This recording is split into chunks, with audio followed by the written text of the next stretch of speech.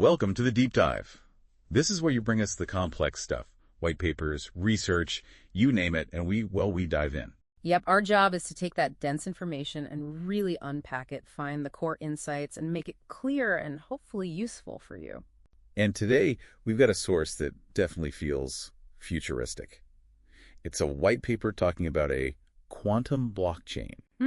Quantum blockchain. That certainly catches the ear. It does, and you probably know the usual issues with classical blockchains, right? The massive energy use, scalability problems, the whole quantum computing threat hanging over them, transaction delays, centralization risks. Absolutely. The paper highlights those right up front. These are real roadblocks. But what's interesting here, the hook, is that this system isn't just proposing a minor tweak. No, it claims to completely rethink how a distributed ledger works. It wants to base the whole trust mechanism on, well, the laws of physics. The laws of physics, as the validator.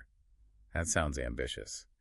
The paper suggests this allows for things like absolute validation, unbreakable security, true instant finality, things we don't really get now. Exactly. Things that seemed maybe impossible for decentralized systems before. So yeah, let's dive into how they actually propose to pull this off. Okay, so what's the core idea? You mentioned it's not like proof of work or stake. Right. The paper introduces this concept called Proof of Coherence, or PoCoh, and they're very explicit.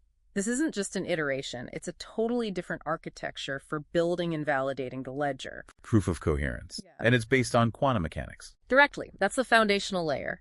And if you look at what they claim in the executive summary, the benefits sound pretty extraordinary because of that physics base. Like what specifically? Well, things like 100% classical runtime operation, meaning your average node doesn't need to be a quantum computer day to day. Yeah. Microsecond validation status. Microsecond. That's incredibly fast compared to what we're used to. It really is. Plus, zero mining overhead, no need for staking assets, and it's apparently free from dependencies on specific on-chain hardware for the actual validation process. Okay, that list sounds almost too good to be true. How does quantum mechanics actually make that possible? What are the principles involved? That paper mentions a few key quantum concepts that PoCoh relies on. There's quantum superposition, a particle being in multiple states at once. Yeah. And quantum entanglement. That's the really weird one. Linked particles influencing each other instantly, regardless of distance. The spooky action, as Einstein called it. Right, I've heard of that. And crucially, they mention Bell-type inequalities and the CHSH framework. These aren't just theories, they're ways to experimentally prove that these quantum correlations are real and, importantly, stronger than anything classical physics can explain. That experimental proof part is vital here. Okay, so entanglement is provably non-classical. What else? Then there's wave function collapse. When you measure a quantum system, it snaps into one definite state, and that process is irreversible. You can't undo the measurement perfectly. Irreversible. That sounds important for security, maybe. Absolutely. It's like a unique event marker. They also talk about quantum coherence and visibility. Coherence is about maintaining those fragile quantum relationships. Visibility is how you measure that in their system. It has to cross a specific threshold, Beeman, which they state is 2.4. 2.4.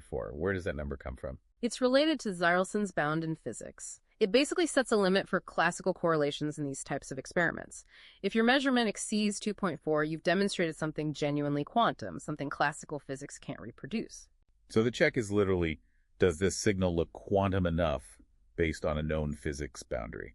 Essentially, yes. Is the quantum signal strong and clear? And finally, the no cloning theorem. This is fundamental. You simply cannot make a perfect copy of an unknown quantum state. Physics forbids it.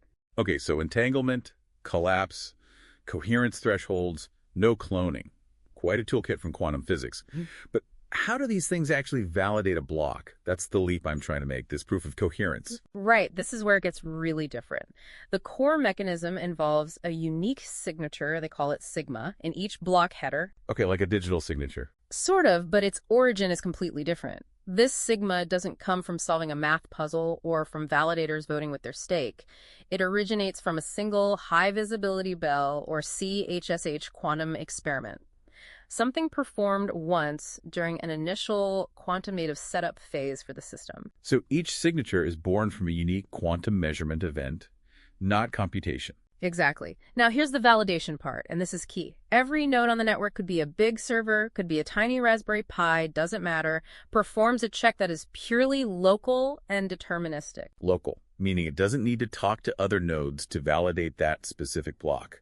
Correct. Not for validating the block itself. The node just runs a function using the signature from the header. It's instantaneous. And what does this function f actually do? It tests if the quantum correlation encoded in that signature, sigma, is strong enough to violate those classical physics limits we talked about.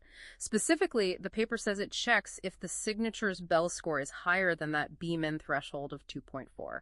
So the check isn't, did enough miners work on this? Or did enough stake vote yes?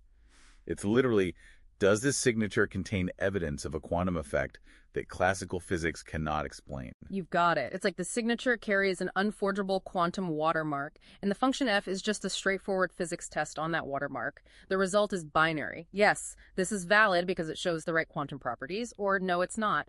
It's derived directly from physics encoded in math. Wow, okay, that's fundamentally different.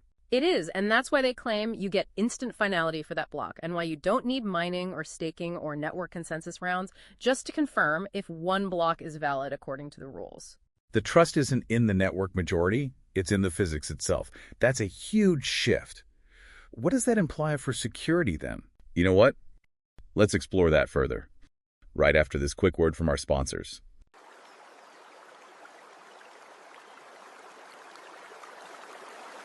For peace of mind, get PoCoh.